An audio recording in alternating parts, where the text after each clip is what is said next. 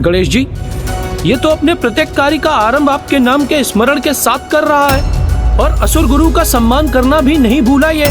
अर्थात सभी अच्छे कर्म कर ये धर्मपरायण अधिक और असुर कम प्रतीत हो रहा है। ये असुर उनमें से है जो अपने कपट भरे प्रयोजन को पूर्ण करने हेतु मधुर वचनों से सभी को भ्रमित कर देते हैं और फिर अचानक अपना कुटिल सत्य उजागर करते हैं।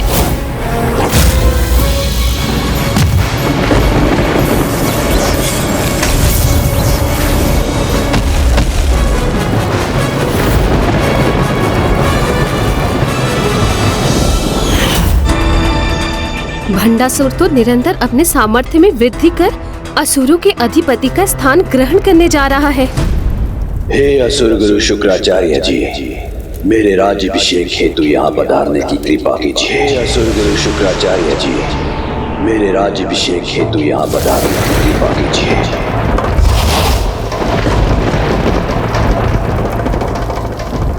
प्रणाम असुर गुरु शुक्राचार्य जी।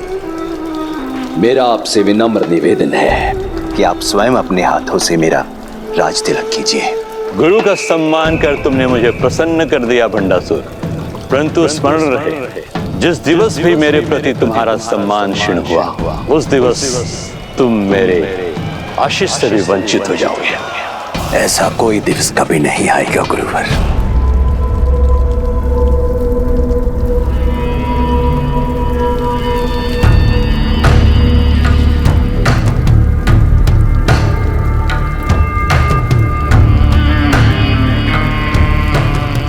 ज्येष्ठ भ्राता, बिना प्रजा की उपस्थिति में आपके राजा होने का भला क्या अर्थ है? इसीलिए आपका राज्य अभिषेक समस्त असुर वंश के समक्ष होना चाहिए। देवी धुम्नी ने सर्वथा उचित कहा। मैं अभी उन्हें प्रस्तुत होने का आदेश देता हूं।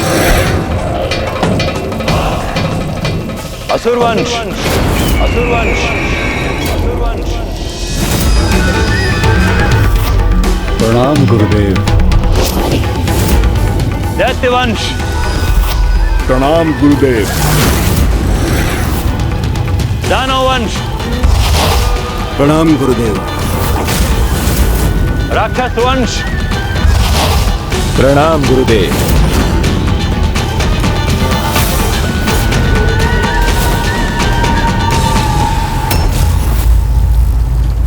हमें असुर गुरु ने यहाँ क्यों बुलाया है? हमारे नवीन उद्धारक और महानायक भंडासुर जी के राज्याभिषेक हेतु उनकी इस राज्य सभा में आप सभी लोगों का स्वागत। हे महान असुर गुरु शुक्राचार्य जी, इससे पूर्व कि आप मेरा राज तिलक करें और असुर वंशों के नायक मुझे अपना महानायक स्वीकार करें, मैं प्रभु श्री गणेश और महादेव का आशीष प्राप्त करना चाहता हूँ। उचित है।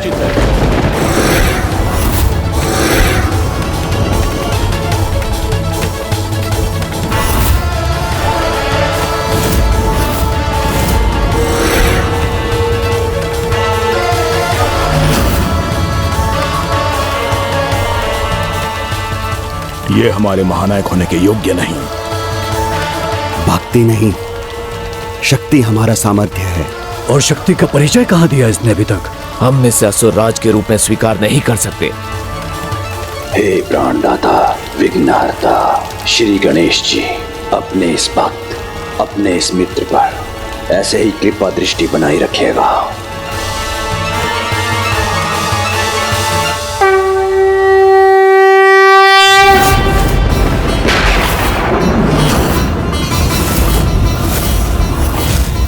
उचित नहीं हो रहा है ये। गणेश को विवश कर उससे आशीष प्राप्त कर लिया इस दुष्ट ने। अपनी चतुराई से, पाखंड से असुरों के कार्यों में विघ्नकर्ता को विघ्नहर्ता बना रहा है भंडासुर। हे शक्तिदाता प्रभु महादेव, मुझे असुर सम्राट का सिंहासन ग्रहण करने के पूर्व आशीर्वाद दीजिए।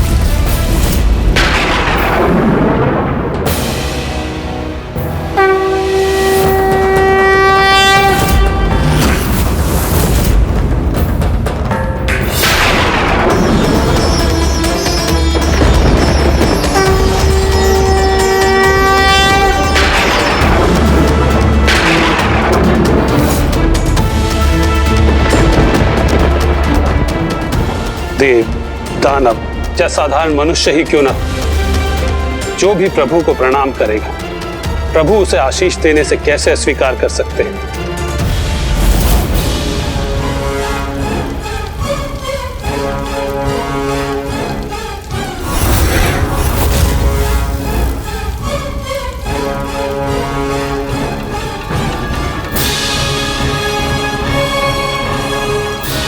हे असुर गुरु, अत्यंत शक्तिशाली साम्राज्य के विस्तार में आपका मार्गदर्शन मुझे सदैव प्राप्त हो। असुर राज भंडासुर जी की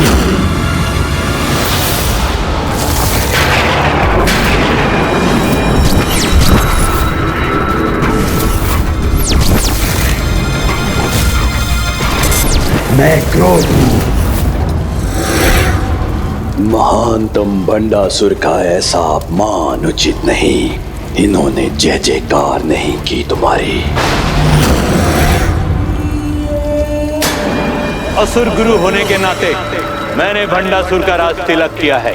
अब वो तुम सभी असुरों का महानायक है। गुरुदेव, मैं आपका सम्मान करता हूँ, किंतु मैं इस समय भंडासुर को असुरों के महानायक के रूप में स्वीकार नहीं करता हूँ, क्योंकि ये इस योग्य है ही नहीं।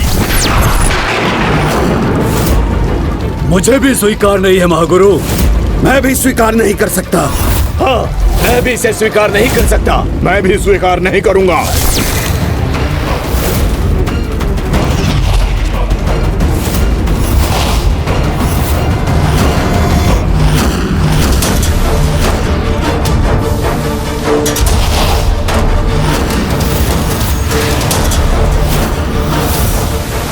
नहीं बहन दुमिनी, ये उचित नहीं।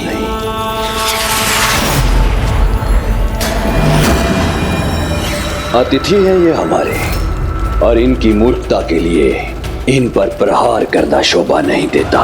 तुम्हें हमारा महानायक स्वीकार नहीं करना हमारी मूर्खता नहीं, बुद्धिमता है।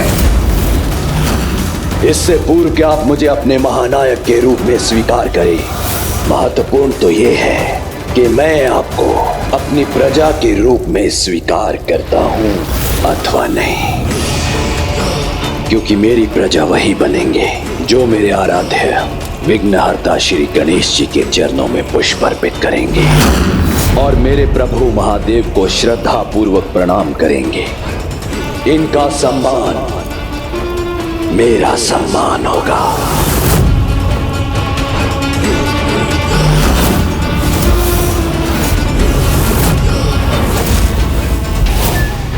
ये भंडासुर तो असुरों के सर्वथा विपरीत आचरण कर रहा है।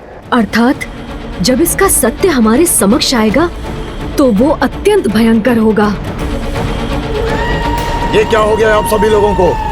आप इस प्रकार असुर राज का अपमान क्यों कर रहे हैं?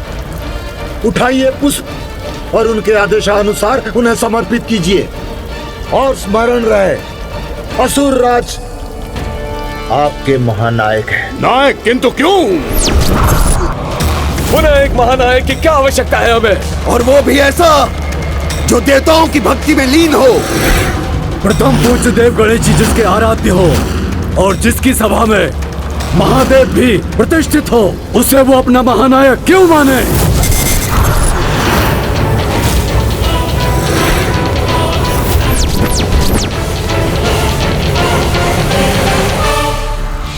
उचित कह रहे हैं ये। अपने बल का प्रमाण अभी कहां प्रस्तुत किया है मैंने।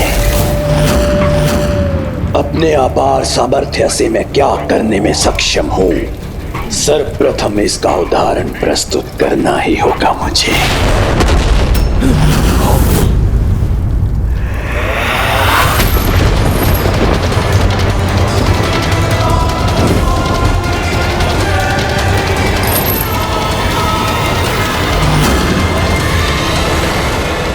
देवराज इंद्र को बंदी बना लिया इसने।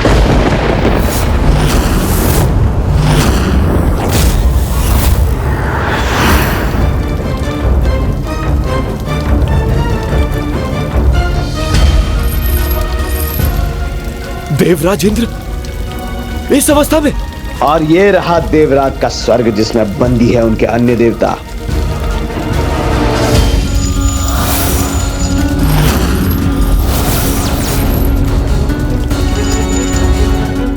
ज्ञात था मुझे, ये अवश्य कोई दुष्टता भरी योजना बना रहा था। किंतु ये कब और कैसे हुआ?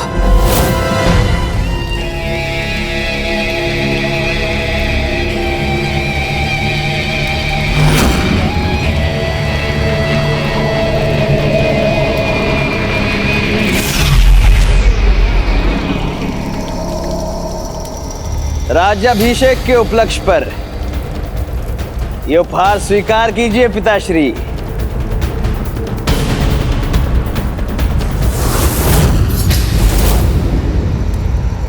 और यदि स्वर्ग और देवता संकट में थे तो उन्होंने मुझे पुकारा क्यों नहीं? बिना मुझे ज्ञात हुए ही ऐसा कैसे संभव हुआ? भ्राता, हमें कुछ भी करने की आवश्यकता नहीं पड़ी। आपके पुत्र इंद्रशत्रु ने अकेले ही देवराज इंद्र और उनके देवताओं को बंदी बनाने में सफलता प्राप्त की।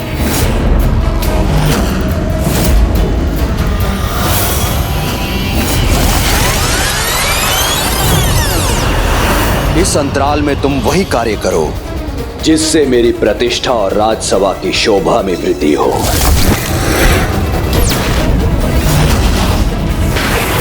ये भंडासुर ने अपने भ्राता और पुत्रों को कहां भेज दिया? ये कैसी विपत्ति का संकेत है? ये कैसा प्रचंड वायु प्रवाह है?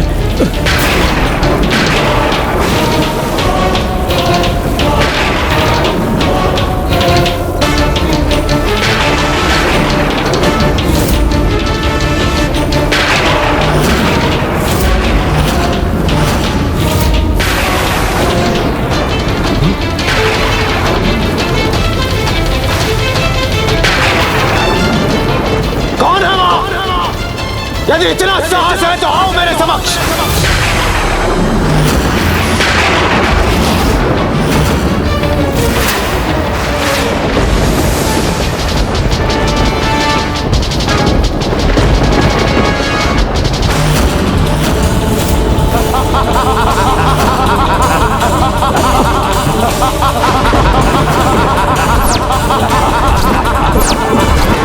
क्या हुआ इंद्रदेव, भयभीत हो गए क्या? स्वर्गलोक को समस्त दिशाओं से घेरने की तुम्हारी सुदंडता का दंड देवराज इंद्र तुम्हें अवश्य देगा। तैयार हो जाओ।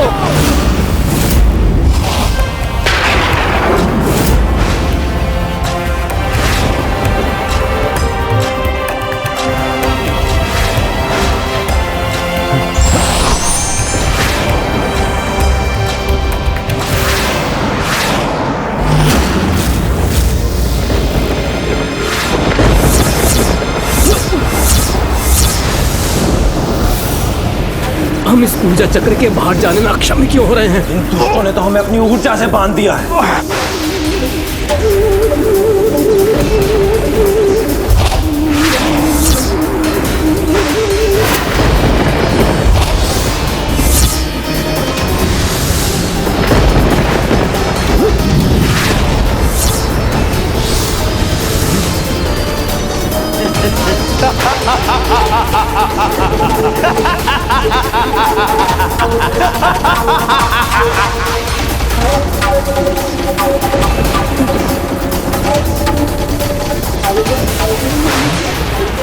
स्वर्ग और सभी देवताओं का आकार घटता कैसे जा रहा है?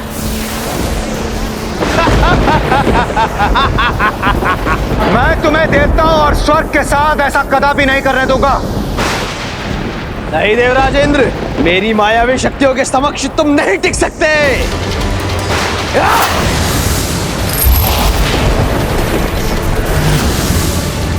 मुझे बंदी बनाकर बहुत बड़ी भूल की है तुमने। मुक्त करो मुझे। नहीं देवराज इंद्र, मैं आपको मुक्त करने की भूल नहीं कर सकता। स्वयं की और स्वर्ग की रक्षा हेतु अब आप कुछ नहीं कर पाएंगे।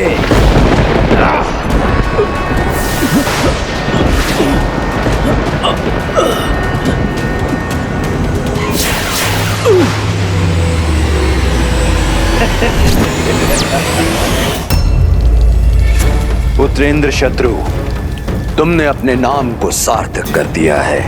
अब हमारा कोई भी शत्रु बनने का साहस नहीं करेगा। मेरा सामर्थ्य ज्ञात हो गया होगा सभी को, अथवा कोई अन्य उदाहरण प्रस्तुत करूं?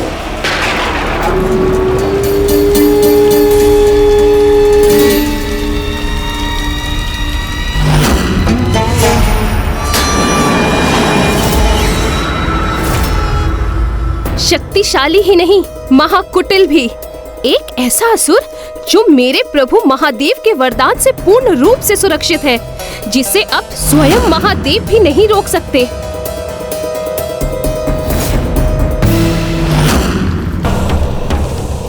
मेरे समक्ष नहीं, मेरे प्रभु गणेश जी और महादेव जी के समक्ष झुककर उन्हें पुष्प अर्पित कीजिए, तभी आप सबकी मेरी प्रजा में गणना होगी।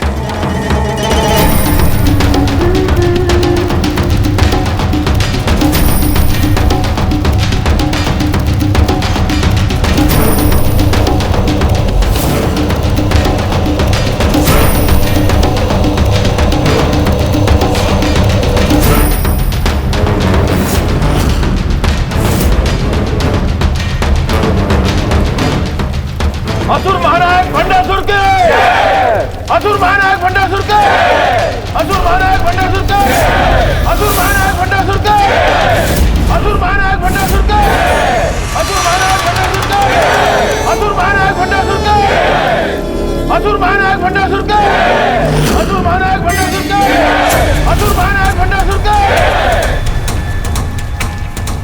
पुत्र इंद्र शत्रु, स्वर्ग और इन असहाय देवताओं का क्या भविष्य निश्चित किया है तुमने? पिताश्री, अभी तक कुछ विचार नहीं किया है मैंने, किंतु अब विचार आ रहा है कि क्यों ना अपनी भूख मिटाने के लिए इन समस्त देवताओं को निगल जाऊं मैं।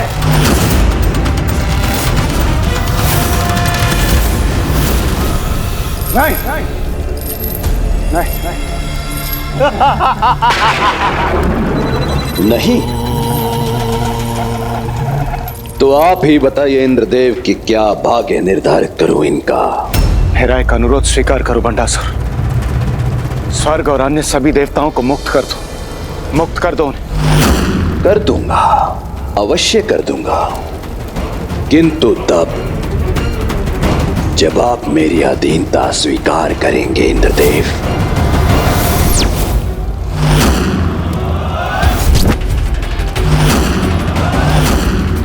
क्योंकि अपनों की रक्षा के लिए इतना तो चलता है, इतना तो चलता है।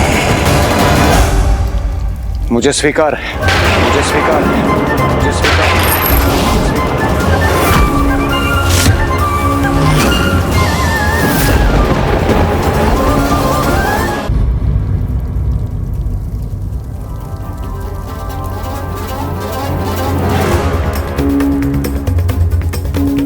असुर महानायक भंडासुर की जय, असुर महानायक भंडासुर की जय, असुर महानायक भंडासुर की जय।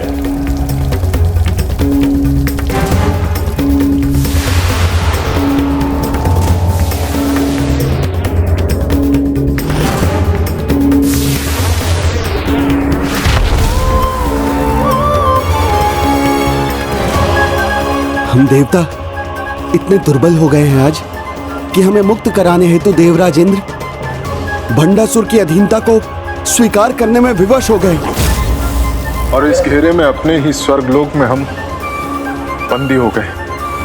हमें अभी भी हमारी दुर्बलता का स्मरण करा रहा है। आप स्वयं देख लीजिए स्वामी, कितनी असीम शक्ति प्रदान की है अपने भंडासुर को।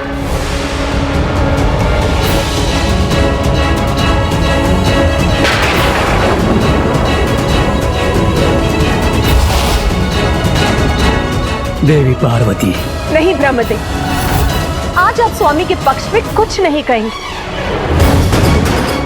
आप और स्वामी समय समय इन असुरों को वरदान प्रदान करते हैं, जिनसे उनको असीम शक्ति मिलती है और जिसका भीषण परिणाम समस्त जगत को भुगतना पड़ता है। किंतु बहन पार्वती, नहीं भ्राता नारायण, आज आपके शब्द भी मुझे शांत नहीं कर सकेंगे। स्वामी और ब्रह्मदेव असुरों को निरंकुश बनाते हैं, जिसके कारण हमें अवतार लेकर सृष्टि को इनके दुष्कर्मों से मुक्त कराना होता है। आज इसका उत्तर मुझे भोलेनाथ से ही चाहिए।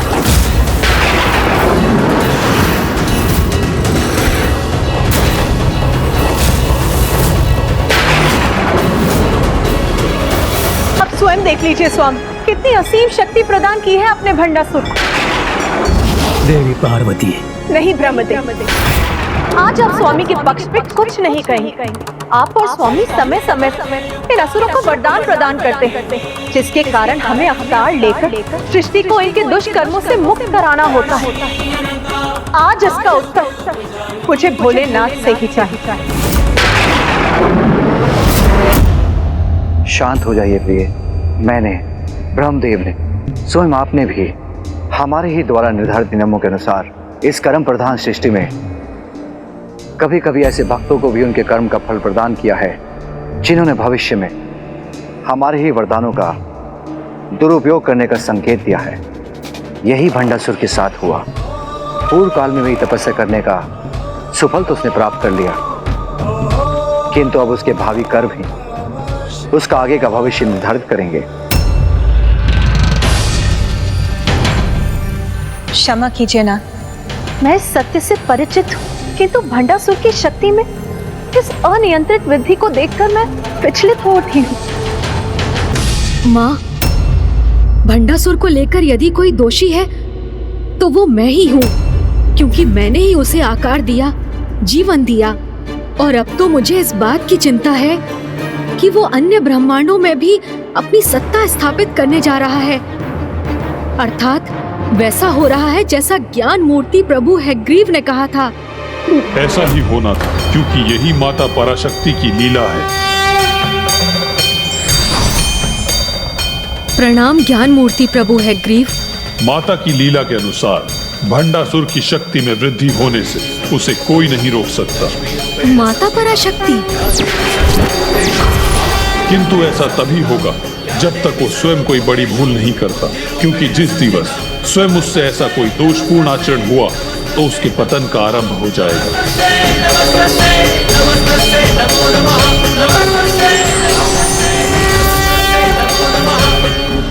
प्रभु, अब हमें आज्ञा दीजिए।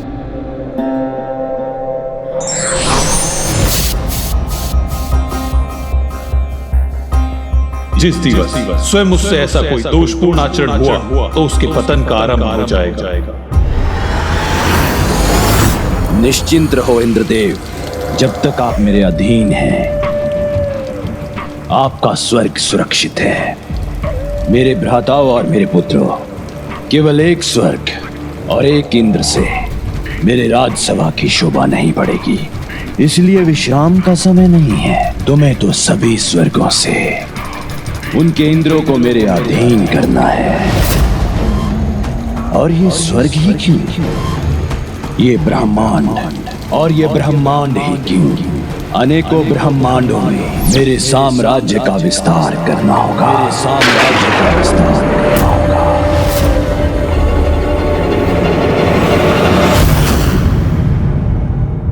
ब्रह्मांडों पर विजय प्राप्ति हेतु हमारी पताका के साथ 2 भयंकर दैत्य को भेजो, जो भी उसे रोककर हमारी अधीनता अस्वीकार करे,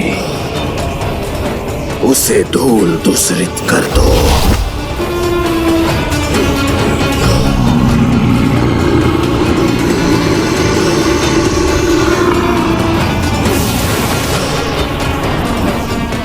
इन ब्रह्मांडों के त्रिदेव, यहाँ तक कि महादेव ही मेरे दैत्य को रोके तो उनसे भी युद्ध करना।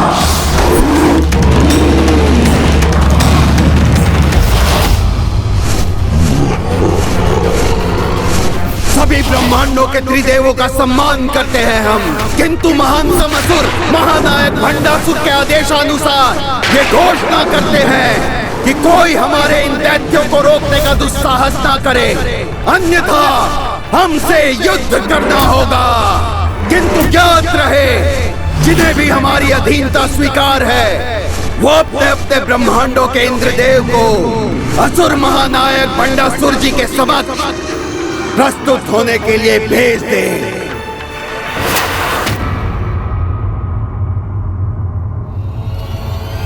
ये क्या, किसी भी ब्रह्मांड के त्रिमूर्ति भंडासुर के दैत्य को रोकने का प्रयास क्यों नहीं कर रहे? सभी ब्रह्मांडों के त्रिदेव हमारे महादेव द्वारा भंडासुर को दिए वरदान का सम्मान कर रहे हैं भैया।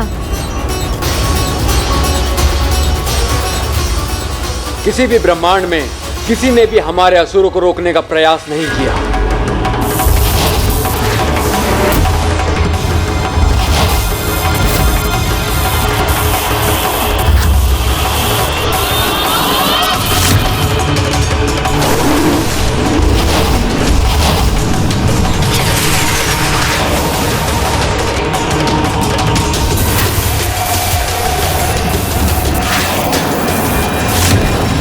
किंतु प्रभु, इस प्रकार तो भंडासुर बिना किसी विरोध का सामना किए एक के बाद एक ब्रह्मांड पर अपना आधिपत्य स्थापित करता चला जाएगा। हाँ नंदी जी, भंडासुर की शक्ति में इसी प्रकार निरंतर वृद्धि होगी, क्योंकि अभी उसे रोकने के लिए कुछ नहीं किया जा सकता। किंतु जैसा प्रभु हैग्रीव ने कहा था, मात्र तभी तक जब तक उससे कोई दोषपूर्ण आचरण नहीं होता। असुर महानायक भंडासुर, अब आपको असुर महासभा को संबोधित कर सभी असुरों को उनके महान भविष्य के लिए प्रेरित करना चाहिए।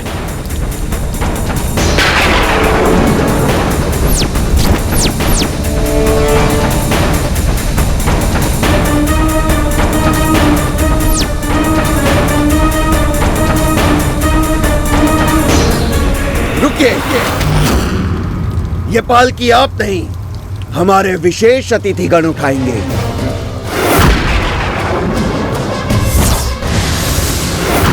भ्राताश्री, ये भिन्न भिन्न ब्रह्मांडों के इंद्रदेव आज से आपके अधीन है और अब से यही इंद्रदेव आपका भार वहन करेंगे। ये जो भी हो रहा है सर्वथा अनुचित है, और हम आपके लिए प्रत्येक विजित ब्रह्मांड का एक प्रतीक भी लेकर आए हैं।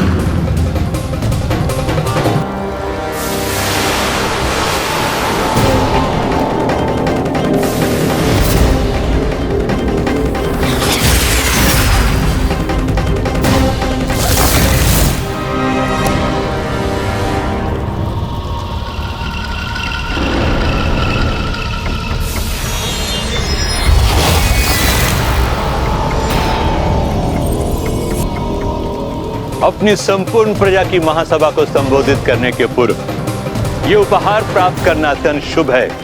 असुर महानायक,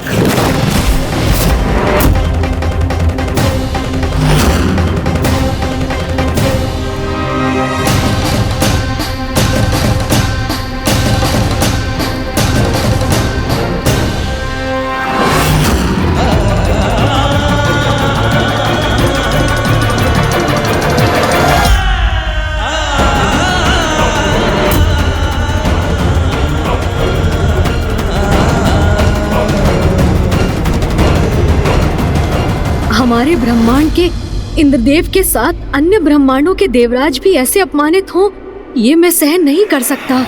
तुम चिंता मत करो अनुज गणेश, शीघ्र ही इससे कोई भूल अवश्य होगी, क्योंकि इतनी अपार शक्ति से तो किसी की भी सद्बुद्धि दुर्बुद्धि में परिवर्तित हो सकती है। फिर ये भंडासुर जैसा दुष्ट तो अवश्य ही कोई ऐसी आरंभिक भूल करेगा, जिसके पश्चात ये अनेकों भूल करने पर विवश होकर अपने पतन की ओर अग्रसर अवश्य होगा।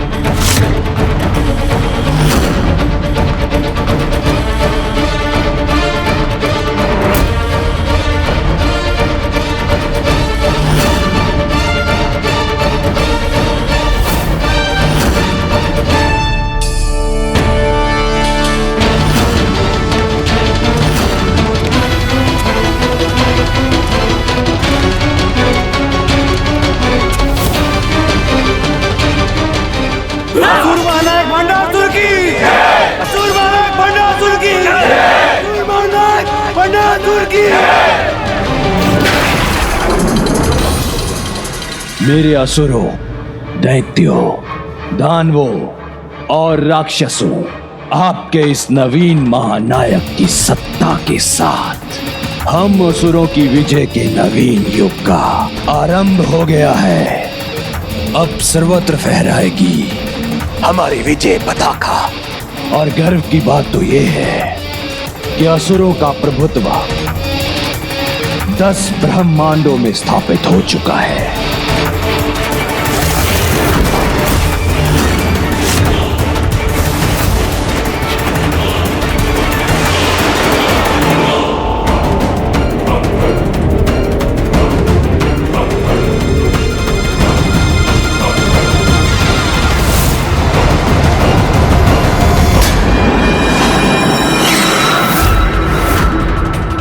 असुर महानायक भंडासुर जी की, असुर महानायक भंडासुर जी की, असुर महानायक भंडासुर जी की।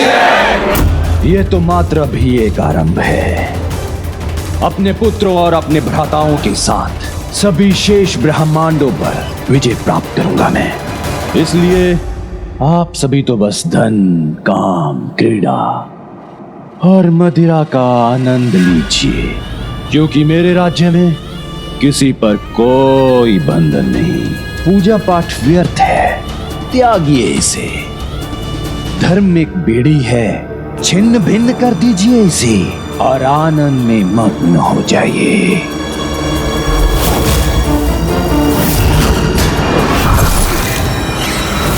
मोह से ही आनंद है। जिस पर भी मोहित हो जाओ, उस पर अपना अधिकार स्थापित करो। लोभ करो और अधिकतम एकत्रित करते जाओ। ईर्ष्या से मिलती है सत्ता। सबसे अधिक तुम्हें ही प्राप्त होना चाहिए। काम रहित सब अधूरा है। जिसके साथ इच्छा हो उसके साथ ही काम का संबंध स्थापित करो। मेरे साम्राज्य में जो इच्छा हो वही करो। सब चलता है।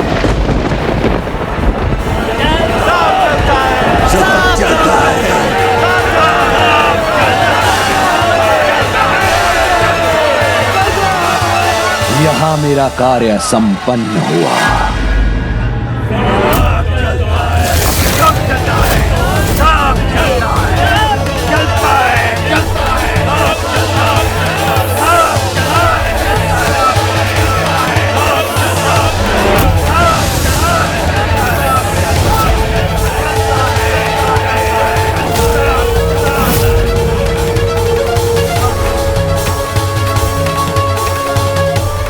क्या यही इस भंडासुर के अंत का आरंभ नहीं?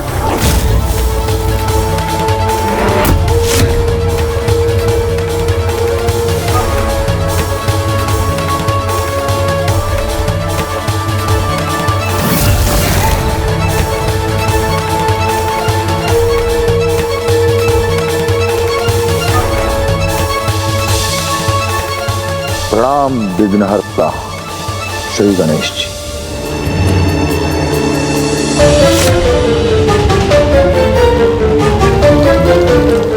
बाहर और भीतर के नियम पृथक हैं। यहाँ हमारी इच्छा अनुसार नहीं, जो होगा धर्म अनुसार होगा। वहां बाहर अपनी प्रजा को सब कुछ चलता है कि सीख देकर आया है, और यहाँ भीतर उसके विपरीत आचरण कर रहा है ये दुष्ट। यहाँ कोई भी दोषपूर्ण व्यवहार, अधर्म, पाप कदापि स्वीकार नहीं करूंगा मैं। और मेरे भवन में निरंतर अनुष्ठान का होना अनिवार्य है।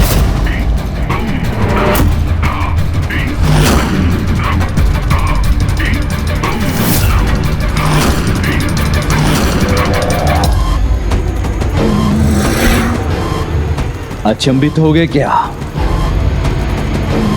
किंतु सत्य तो यही है, धर्म, पूजा पाठ बेड़ियां नहीं, वो पुष्प हैं जो आपके भविष्य का मार्ग सुगम बनाते हैं। आज से हर दिवस 24 घंटे 1,00,000 कुंडीय यज्ञ होगा। प्रतिदिन शिवलिंग का अभिषेक और गणेश जी की प्रतिमा का पूजन भी अवश्य होगा।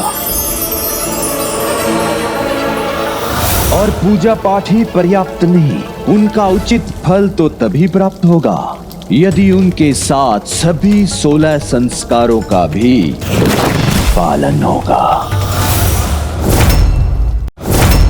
बाहर सब चलता है और घर के भीतर इतनी धर्मपरायणता। हाँ भैया, जिससे बाहर आसुरी प्रवृत्ति का विस्तार हो, विनाश हो, और यहाँ भीतर ये दुष्ट असुर परिवार और भी सुरक्षित और शक्तिशाली बनकर अपने कुटिल प्रयोजन को आगे ले जा सके। प्रथम संस्कार, गृह में सदा तांबुल अथवा पान का सेवन हो, और विशेषकर गृह की स्त्रियां ऐसा अवश्य करें, क्योंकि तांबूल के प्रयोग से गृह में सदा श्री और सौभाग्य का वास होता है। और दूसरा संस्कार, शौच के उपरांत चरण धोए बिना कोई भी गृह में प्रवेश या पूजा पाठ नहीं करेगा, क्योंकि शौच के उपरांत चरण न धोने से कलयुग का प्रभाव होने पर दुर्दिन का आरंभ होता है।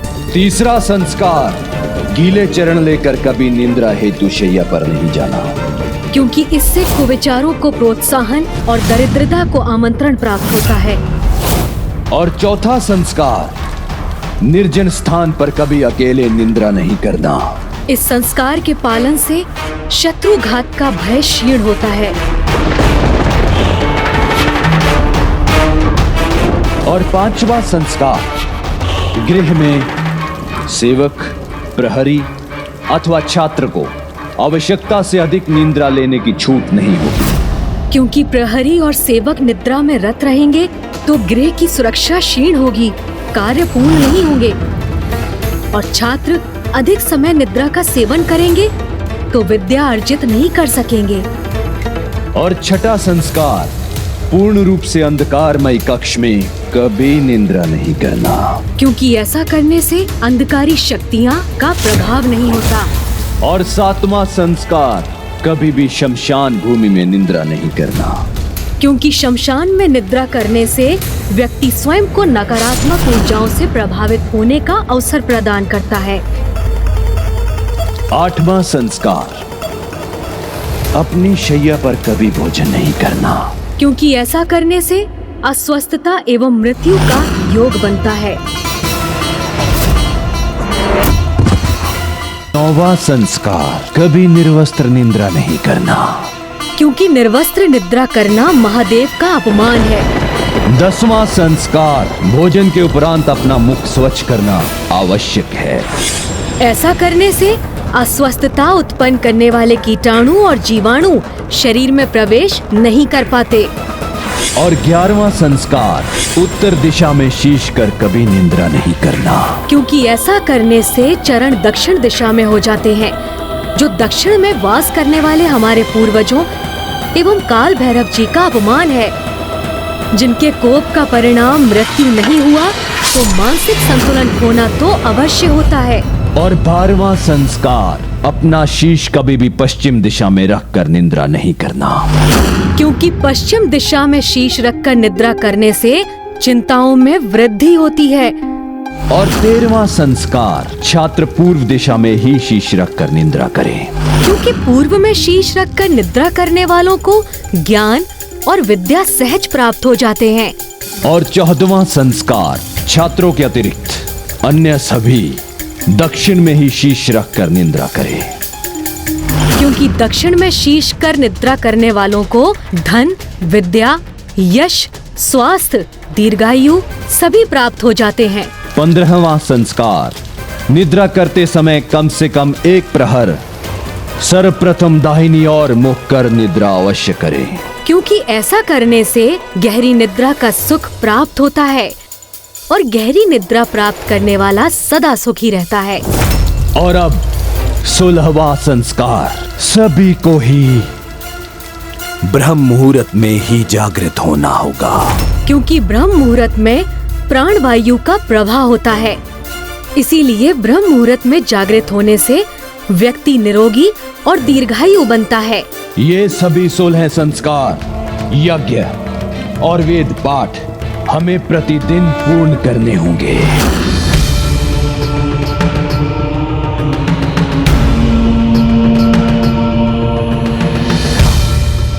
मुझे इसे धर्म पथ से भटकाने के लिए कोई उपाय तो सोचना ही होगा।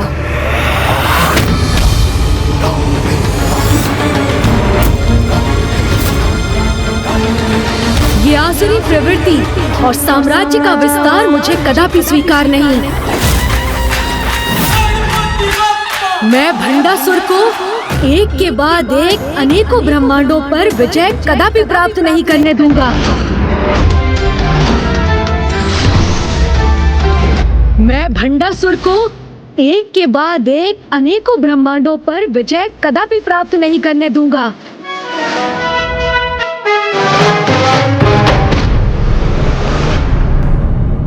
किंतु प्रभु, गणेश अभी कर भी क्या सकता है, क्योंकि प्रभु हैग्रीव के अनुसार भंडासुर का पतन तो तभी आरंभ हो सकता है जब उससे कोई बड़ा दोष होगा।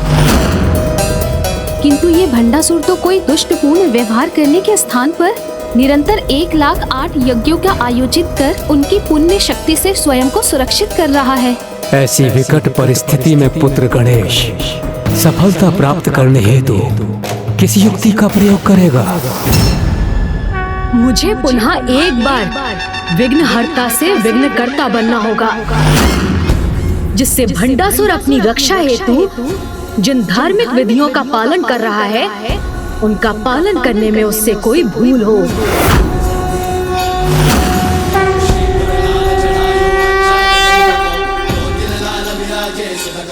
अब तुम कुछ भी क्यों ना कर लो भंडासुर, किंतु आज का दिवस तुम्हारे पतन के आरंभ का दिवस होगा। अब तुम अपने जन्मदाता और विनाशक विघ्नकर्ता श्री गणेश के स्वागत के लिए तैयार हो जाओ।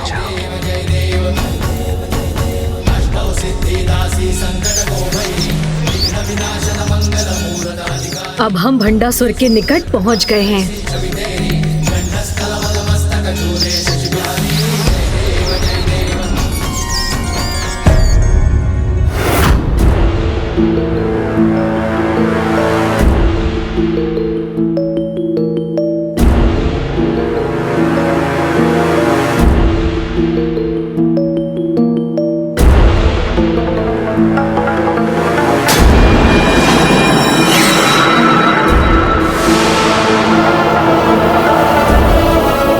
किसकी अशुभ छाया है ये?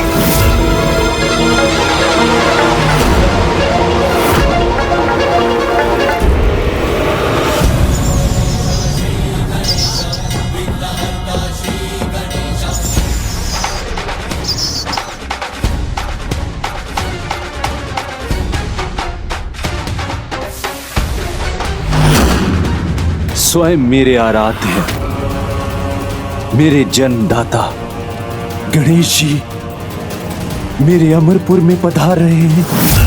ये तो अत्यंत शुभ समाचार है। उनका ऐसा अद्भुत स्वागत करूंगा मैं।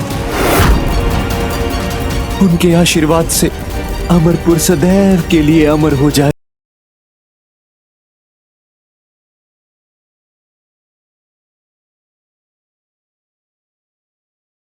भंडासुर को कुछ ऐसा करने पर विवश कर दूंगा मैं, जिससे जिस अमरपुर को ये अमर बनाने का इच्छुक है स्वयं उसी के विनाश का कारण बन जाए। भंड, मेरे प्रिय मित्र भंड कुमार,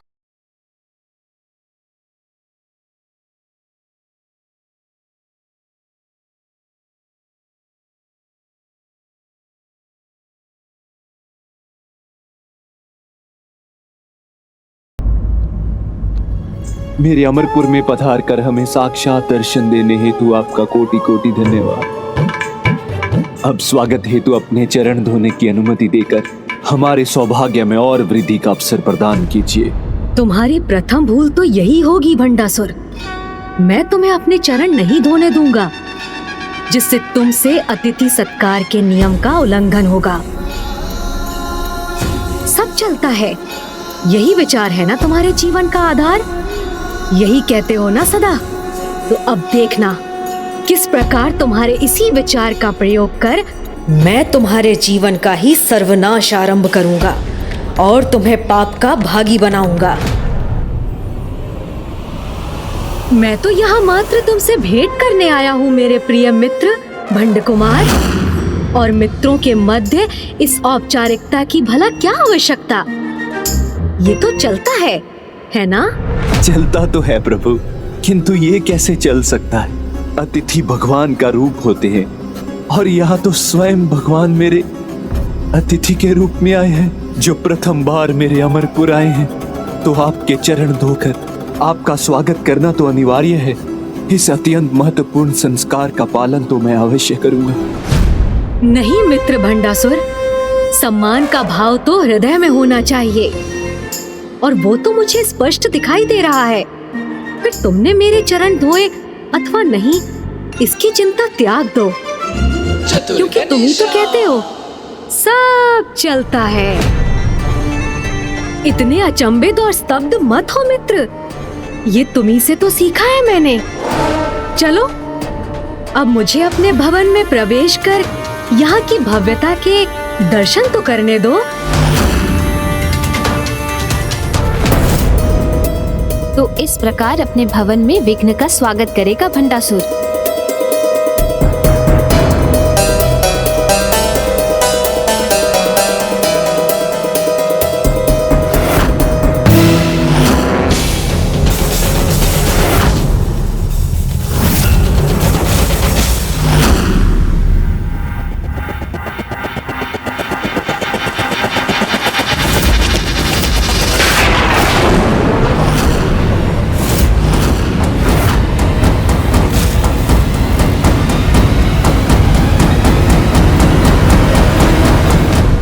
भंडासुर ने अपनी चतुराई का प्रदर्शन कर पुनः स्वयं को भूल करने से सुरक्षित कर लिया।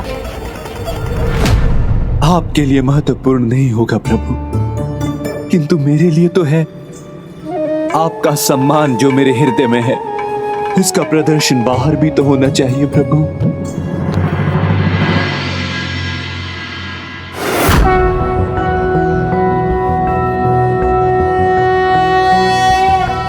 ओम नमस्ते गणपते त्वमेव प्रत्यक्षं तत्त्वमसि त्वमेव केवलं कर्तासि त्वमेव केवलं धर्तासि त्वमेव केवलं हर्तासि त्वमेव सर्वं खल्विन्दं ब्रह्मासि।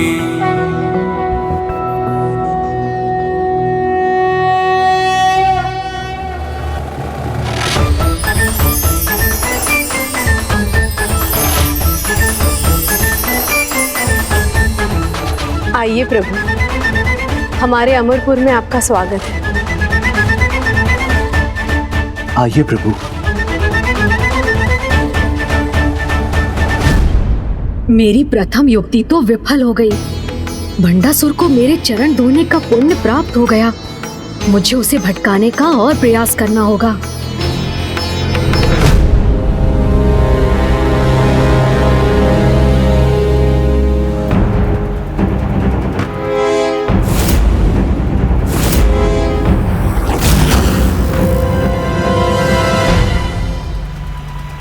प्रणाम प्रभु। प्रणाम प्रभु। प्रभु, युद्ध में पराजित इन बंदी इंद्रदेवों की चिंता मत कीजिए। इन्हें मैं प्रताड़ित नहीं कर रहा हूं। इनकी अधीनता के परिणाम स्वरूप बस कुछ सेवा ले रहा हूं। इतना तो चलता है ना प्रभु। अच्छा, किंतु युद्ध का नियम तो यही है कि पराजित राजा भी राजा के अनुरूप सम्मान का अधिकारी होता है। किंतु तुम तो असुर महानायक हो, युद्ध के धर्म के विपरीत आचरण भी कर सकते हो। इतना तो चलता है ना? क्या हुआ भंडासुर, तुम चिंतित क्यों हो गए? चलता है ना? नहीं नहीं प्रभु, मुझसे कोई त्रुटि हुई है और मेरा कर्तव्य है कि मैं उसमें सुधार करूं। आज से इन्हें मेरी राजसभा में उपयुक्त आसन दिए जाएंगे। ओह, तो तुम अभी भी इन्हें अपने समक्ष ही रखना चाहते हो? उसके पीछे का प्रयोजन भी ज्ञात है मुझे, कि कहीं ये मुक्त हो गए तो तुम्हारे विरुद्ध अपना संपूर्ण बल एकत्र कर तुम पर आक्रमण न कर दे, है ना? इसीलिए तुम बंदी बनाकर ही रखोगे इन्हें। कदाचित अपनी सुरक्षा के लिए तो इतना तो चलता है ना? क्षमा कीजिए प्रथम पूज्य गणेश जी, कदाचित आप ये भूल रहे हैं कि ज्येष्ठ भ्राताश्री को महादेव का वरदान प्राप्त है। उन्हें कोई भी क्षति नहीं पहुंचा सकता। और ये दुर्बल इंद्रदेव, इनमें से तो किसी का इतना भी दुस्साहस नहीं मेरे भ्राता के समक्ष अपना शीश उठाने का भी दुस्साहस नहीं कर सकता। बस बहन दोमिनी, प्रभु यहाँ अतिथि के रूप में आए हैं, इसलिए इनका तनिक भी अपमान उचित नहीं। अब तो जो भी होगा वो मेरे पक्ष में ही होगा। यदि भंडासुर ने मेरे कारण इन इंद्रदेव को मुक्त कर दिया तो ये अति उत्तम होगा, और यदि इसने ऐसा नहीं किया तो ये इसकी प्रथम बड़ी भूल होगी। प्रभु, मेरा इन्हें यहाँ रखने में कोई गुप्त प्रयोजन नहीं, और अब आपके मार्गदर्शन के अनुसार मैं वही करूंगा जो उचित है। इनके साथ राजाओं के अनुरूप व्यवहार करूंगा मैं।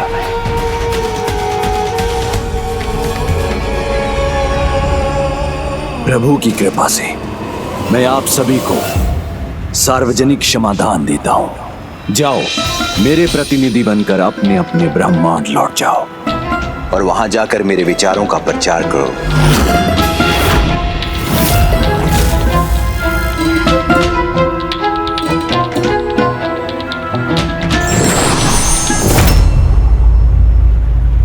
मेरी इतनी सफलता पर्याप्त नहीं, इससे कोई भूल तो करानी ही होगी मुझे।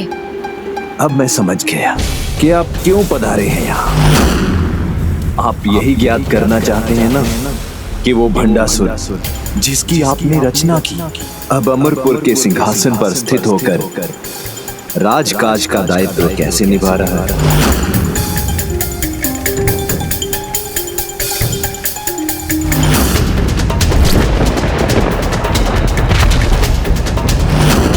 इसका सिंहासन, कदाचित यही मेरा उपाय बनेगा। आप तनिक भी चिंता मत कीजिए प्रभु, सभी नियमों का पालन कर रहा हूं मैं, किंतु किसी कारणवश कोई छोटी सी भूल हो गई मुझसे, तो इतना तो चलता है ना प्रभु। कोई छोटी भूल नहीं भंडासुर, निकट भविष्य में बहुत बड़ी भूल होगी तुमसे।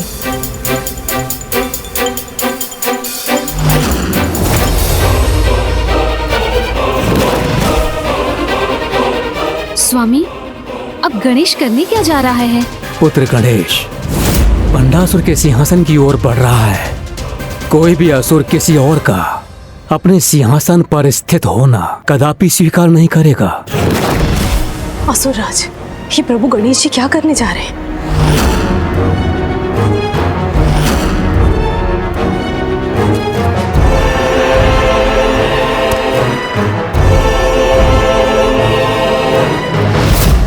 पुत्र गणेश अपने ब्रह्म स्वरूप में है, इसीलिए उन्हें उनकी इच्छा के अनुसार आसन ग्रहण करने से रोकना महापाप होगा।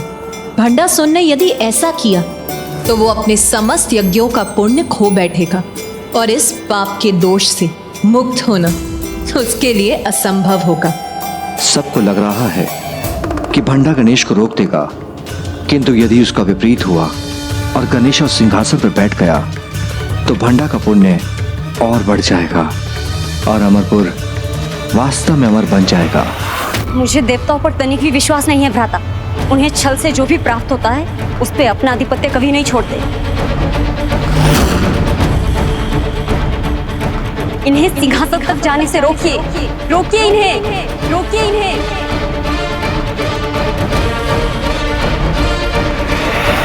अब क्या करेगा भंडासुर? वो गणेश को रोकने का प्रयास करेगा या नहीं?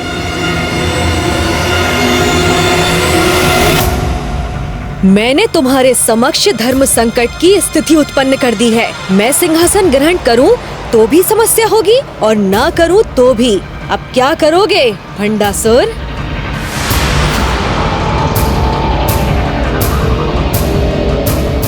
आप रुक क्यों गए प्रभु? ये सिंहासन तो आप ही का है, इसे ग्रहण करने की कृपा कीजिए।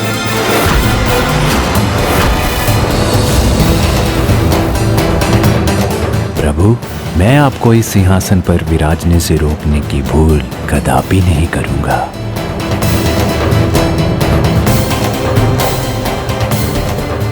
तनिक भी संकोच किए बिना आसन ग्रहण कीजिए ना प्रभु। प्रभु, मैं पुनः निवेदन करता हूं कि आप सिंहासन को ग्रहण करने की कृपा कीजिए। हाँ हाँ प्रभु, तनिक भी संकोच मत कीजिए, सिंहासन ग्रहण कीजिए प्रभु। ये बार बार अनुरोध क्यों कर रहा है? ओह, कदाचित ये मुझे मेरी ही युक्ति में उलझाना चाहता है। ये मुझे अपने सिंहासन पे बिठाकर मेरा आशीष प्राप्त करना चाहता है।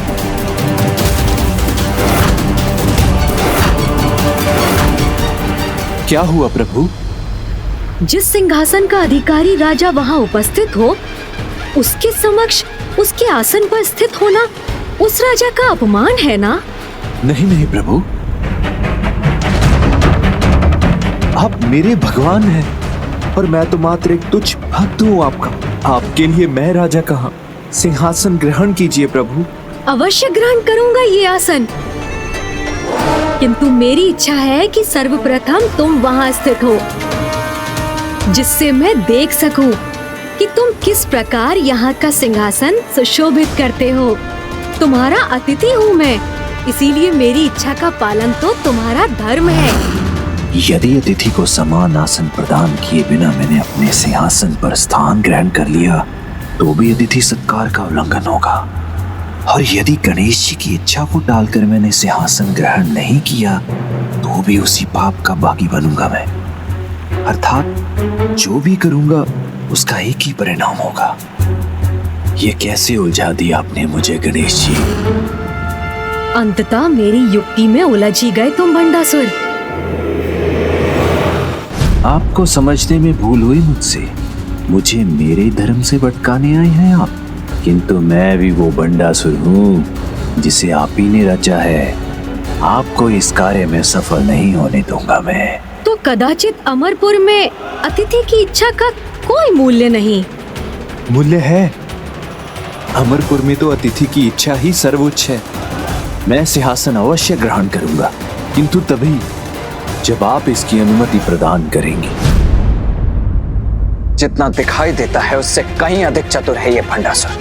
अतिथि को समान स्थान देने के पूर्व उससे अनुमति प्राप्त करके स्वयं सिंहासन पर स्थित होने का उपाय ढूंढ लिया इसने, जिससे अब वो उसकी भूल होगी ही नहीं। मैं तुम्हें अनुमति प्रदान करता हूँ। मैं तुम्हें अनुमति प्रदान करता हूँ। इस बार भी अपनी तुम चतुराई से जीत गए भंडासुर, किंतु मैं तुम्हें एक न एक दिन पराजित करके रहूंगा। भ्राताश्री,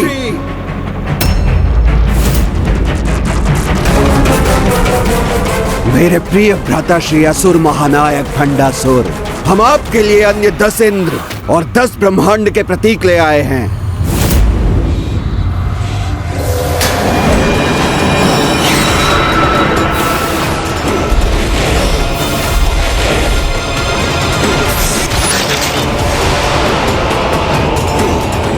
मेरे प्रतिनिधि बनकर इन इंद्रों को अपने ब्रह्मांडों के स्वर्गों में राज करने दीजिए। प्रभु के सुझाव पर मुक्त कर रहा हूं सभी को। शीघ्र ही प्रस्थान कीजिए। ये मेरी योजना को जान गया है, इसीलिए ये मुझसे एक कदम आगे चल रहा है। अब मुझे इससे कई कदम आगे चलना होगा, ताकि मैं इसे कोई भूल करने के लिए विवश कर सकूं। मेरी माला अभी भी अधूरी है। मेरे भ्राताओं और मेरे पुत्रों, जाओ शीघ्र ही इस कार्य को संपन्न करो। जो आज्ञा भ्राताश्री। कैसे कराएं इससे कोई भूल? मुझे इसे किसी युक्ति में उलझाना होगा। क्या हुआ प्रभु? क्या आपको यहाँ कोई चिंता सता रही है?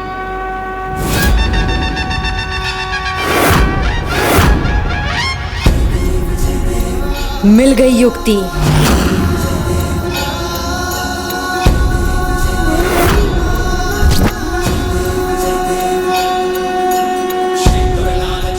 ये सत्य है भंडासुर कि इतने समय से मैं तुमसे कोई भूल करवाना चाहता था, किंतु मुझे क्या ज्ञात था कि मेरे ये सभी प्रयास तो अनावश्यक हैं, क्योंकि तुम तो बड़ी भूल पूर्व में ही कर चुके हो।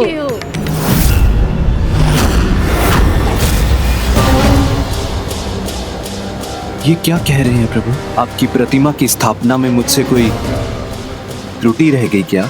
मैंने तो सोचा था कि अन्य असुरों से भिन्न अत्यंत बुद्धिमान हो तुम, किंतु तुमने तो निराश कर दिया मुझे।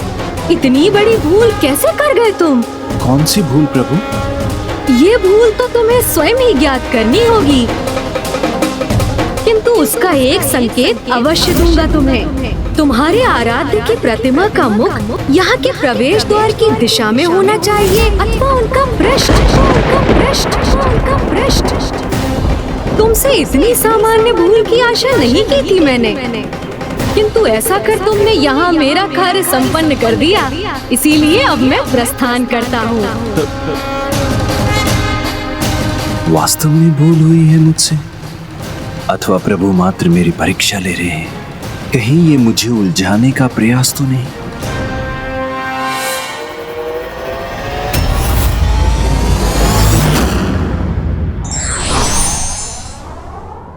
अधर्म का अंधकार कितना भी विशाल क्यों ना हो, प्रकाश की एक किरण उसका अंत कर ही देती है।